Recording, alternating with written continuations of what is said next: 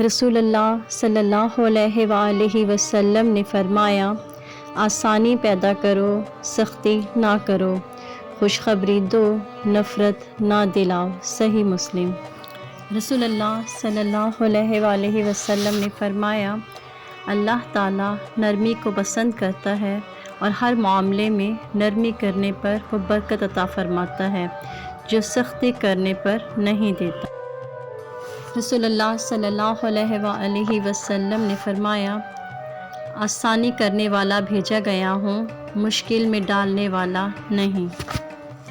ایک اور جگہ رسول اللہ صلی اللہ علیہ وآلہ وسلم نے فرمایا، جس کو نرمی سے حصہ دیا گیا اسے دنیا اور آخرت کی بھلائی سے حصہ دیا گیا، اور جس سے نرمی چھین لی گئی گویا اس سے بھلائی چھین لی گئی۔ صحیح مسلم۔ رسول اللہ صلی اللہ علیہ وآلہ وسلم نے فرمایا، بے شک دین آسان ہے اور جو شخص دین میں سختی کرے گا وہ مغلوب ہو جائے گا۔ بخاری شریف۔